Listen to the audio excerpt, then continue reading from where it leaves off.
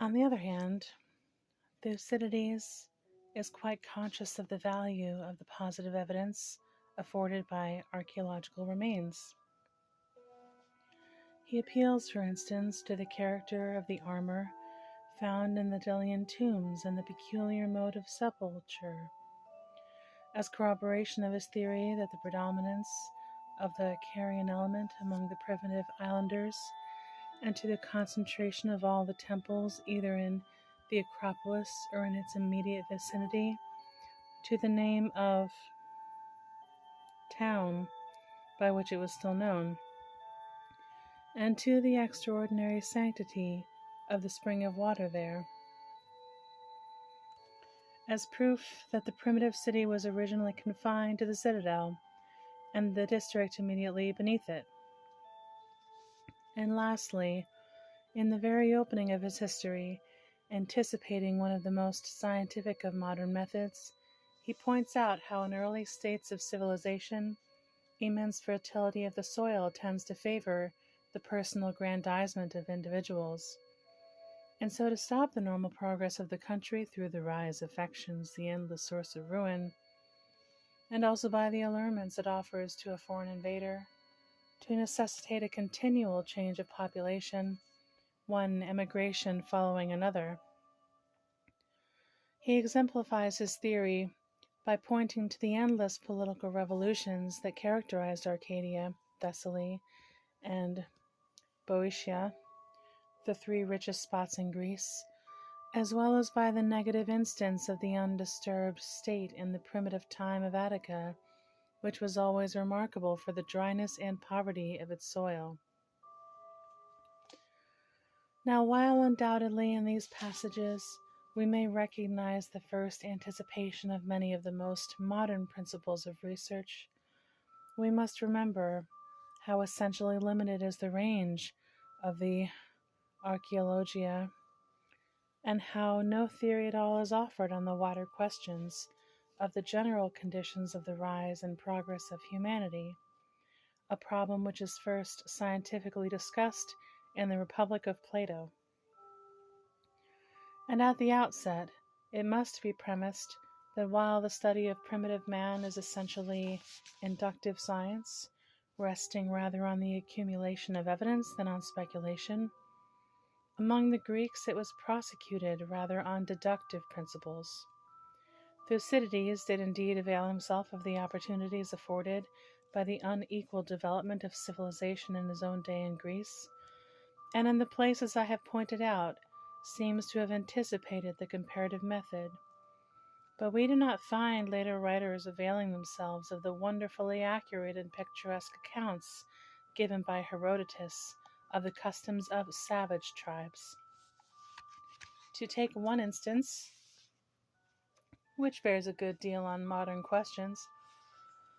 we find in the works of this great traveler the gradual and progressive steps in the development of the family life clearly manifested in the mere gregarious herding together of the Agathyrsi, their primitive kinsmanship through women common, and the rise of a feeling of paternity from a state of polyandry. This tribe stood at the time on that borderland between umbilical relationship and the family which has been such a difficult point for modern anthropologists to find. The ancient authors, however, are unanimous in insisting that the family is the ultimate unit of society, though, as I have said, an inductive study of primitive races, or even the accounts given of them by Herodotus, would have shown them that the private nest of a personal household, to use Plato's expression, is really a most complex notion, appearing always in a late stage of civilization, along with recognition of private property and the rights of individualism. Philology also, which in the hands of modern investigators has proved such a splendid instrument of research, was in ancient days studied on too unscientific principles to be of much use. Herodotus points out that the word eridanos is essentially Greek in character, that consequently the river supposed to run round the world is probably a mere Greek invention. His remarks, however, on language generally, as in the case of Paromus and the ending of the Persian names, show on what unsound basis his knowledge of language rested. In the Bacchae of Euripides, there is an extremely interesting passage in which the immoral stories of the Greek mythology are accounted for on the principle of that misunderstanding of words and metaphors to which modern science has given the name a disease of language. In answer to the impious rationalism of Pentheus, a sort of modern Philistine, Tiresias, who may be termed the Max Muller of the Theban cycle, points out that the story of Dionysus being enclosed in Zeus's thigh really arose from the linguistic confusion between thigh and Homer. On the whole, however, for I have only quoted these two instances to show the unscientific character of early philology, we may say that this important instrument in recreating the history of the past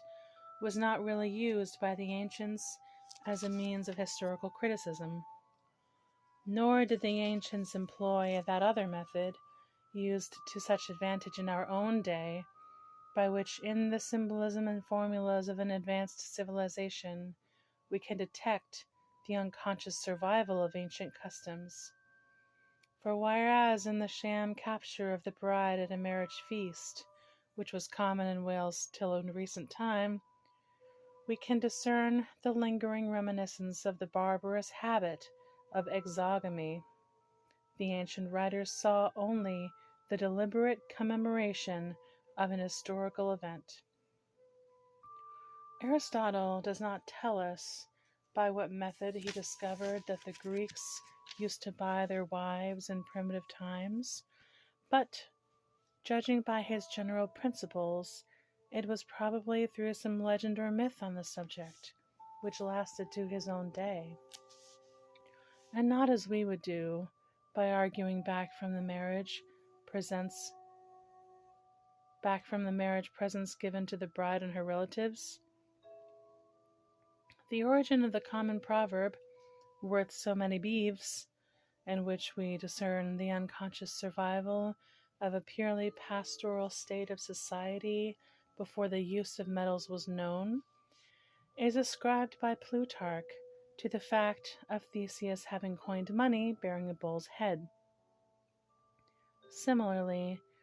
the Amisthusian festival, in which a young man imitated the labors of woman in travail, is regarded by him as a rite instituted in Ariadne's honor, and the Carian adoration of asparagus as a simple commemoration of the adventure of the nymph Perigune. In the first of these, we discern the beginning of agnation and kinsmanship through the father, which still lingers in the couvée of New Zealand tribes, while the second is a relic of the totem and fetish worship of plants. Now, in entire opposition to this modern inductive principle of research stands the philosophic Plato, whose account of primitive man is entirely speculative and deductive. The origin of society he ascribes to necessity, the mother of all inventions, and imagines that individual man began deliberately to herd together on account of the advantages of the principle of division of labor and the rendering of mutual need. It must, however, be borne in mind that Plato's object in this whole passage in the Republic was perhaps not so much to analyze the conditions of early society as to illustrate the importance of the division of labor, the shibboleth of his political economy, by showing what a powerful factor it must have been in the most primitive as well as in the most complex states of society. Just as in the laws, he almost rewrites entirely the history of the Peloponnesus. Peloponnesus, in order to prove the necessity of a balance of power. He surely, must have recognized himself how essentially incomplete his theory was, in taking no account of the origin of family life, the position and influence of women, and other social questions, as well as in disregarding those deeper motives of religion, which are such important factors in early civilization, and whose influence Aristotle seems to have clearly apprehended, when he says that the aim of a primitive society was not merely life but the higher life, and that in the origin of society, utility is not the sole motive, but that there is something spiritual in it, if at least spiritual will bring out the meaning of that complex expression, the good and beautiful. Otherwise, the whole account in the Republic of Primitive Man will always remain as a warning against the intrusion of a priori speculations in the domain appropriate to induction. Now, Aristotle's theory of the origin of society, like his philosophy of ethics, rests ultimately on the principle of final causes, not in the theological meaning of an aim or tendency imposed from without, but in the scientific sense of function corresponding to organ. Nature maketh no thing in vain, is the text of Aristotle in this as in other inquiries. Man being the only animal possessed of the power of rational speech, he asserts, is by nature intended to be social, more so than the bee or any other gregarious animal. He is the equality of the governor and the governed. No, that's not it. He is by nature adapted to living man and orderly community, and the national tendency towards higher forms of perfection brings the armed savage who used to sell his wife to the free independence of a free state, and to the equality of the governor and the governed, which was the test of true citizenship. The stages passed through by humanity start with the family first as the ultimate unit. The conglomeration of families forms a village ruled by the patriarchal sway, which is the oldest form of government in the world, as is shown by the fact that all men count it to be the constitution of heaven, and the villages are merged into the state, and here the progression stops. For Aristotle, like all Greek thinkers, found his ideal within the walls of the city-state. Yet perhaps in his remark that a united Greece would rule the world, we may discern some anticipation of that federal unit of free states into one consolidated empire, which, more than the concerning forms of government, is to our eyes the ultimately perfect polity. How far Aristotle was justified in regarding the family as the ultimate unit, with the materials afforded to him by Greek literature, I have already noticed. Besides, Aristotle, I may remark, had he reflected on the meaning of the Athenian law, which, while prohibiting marriage with a uterine sister, permitted it with a sister German, or in the common tradition in Athens, that before the time of Cecrops children bore their mothers' names, or in some of the Spartan regulations, could hardly have failed to see the universality of kinsmanship through women in early days, and the late appearance of monandry.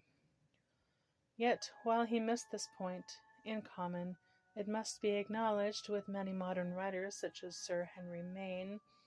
it is essentially as an explorer of inductive instances that we recognize his improvement on Plato. The treatise concerning forms of government, did it remain to us in its entirety, would have been one of the most valuable landmarks in the progress of historical criticism, and the first scientific treatise on the science of comparative politics. A few fragments still remain to us, in one of which we find Aristotle appealing to the authority of an ancient inscription on the Disk of Iphitus, one of the most celebrated Greek antiquities, to corroborate his theory of the Lycurgian revival of the Olympian festival, while his enormous research is evinced in the elaborate explanation he gives of the historical origin of proverbs such as "no big fish is bad," of religious songs like the "Let's Go to Athens" of the Bottichean versions, or the praises of love and war. And finally, it is to be observed how much wider than Plato's his theory of the origin of society is. They both rest on a psychological basis, but Aristotle's recognition of the capacity for progress and the tendency towards a higher life shows how much deeper his knowledge of human nature was. In imitation of these two philosophers, Polybius gives an account of the origin of society and the opening to his philosophy as history. Somewhere in the spirit of Plato, he imagines that after one of the cyclic deluges which sweep off mankind at stated periods and annihilate all pre-existing civilization, the few surviving members of humanity coalesce for mutual protection, and as in the case with ordinary animals, the one and most remarkable for physical strength is elected king. In a short time, owing to the workings of sympathy and the desire of approbation, the moral qualities begin to make their appearance, and intellectual instead of bodily excellence becomes the qualification for sovereignty. Other points, as the rise of law and the like, are dwelled on in a somewhat modern spirit, and although Polybius seems not to have employed the inductive method of research in this question, or rather I should say of the hierarchical order of the rational progress of ideas in life, he is not far removed from what the laborious investigations of modern travelers have given us.